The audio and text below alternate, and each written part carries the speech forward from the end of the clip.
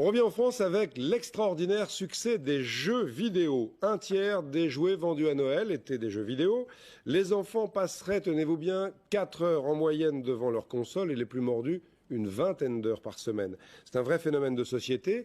Et l'une des marques de ces jeux vidéo, Nintendo, a même créé un club qui a 800 000 adhérents maintenant. Reportage d'Antoine Guélo. Link, Zelda, Mario, un nouveau langage à droite cité chez les enfants, le Nintendo. Le géant du jeu vidéo a envahi l'Europe grâce à une stratégie commerciale à la japonaise. Partie visible de l'iceberg, les jeux vidéo se taillent la part du lion dans les ventes des grands magasins de jouets. Mais l'envers du décor est ailleurs, à 35 km de Paris, à l'abri des regards indiscrets, où s'est bâti le temple des vidéomaniaques. Entendez l'usine et le club Nintendo. 50 000 cassettes sortent tous les jours de cette chaîne de montage automatisée. Et le club revendique plus de 800 000 membres à ce jour. Le plus jeune adhérent sait à peine lire et écrire. Au-delà du jeu, Nintendo est un phénomène, peut-être même une drogue.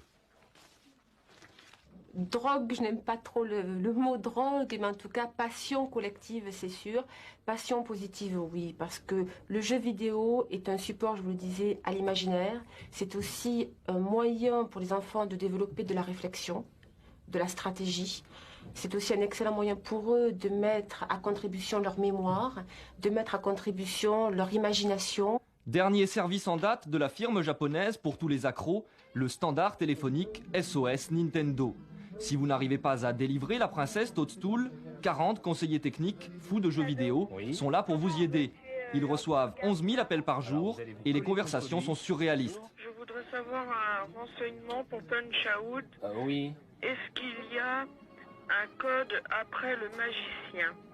Oui, moi j'ai le code de Super Mike Tyson et Macho Man. Mais les enfants échangent aussi entre eux trucs et astuces lors de goûters consacrés entièrement aux jeux vidéo, sous l'œil parfois inquiet des parents qui crient à l'overdose. Pas de panique, cette nouvelle mode aurait surtout des côtés positifs.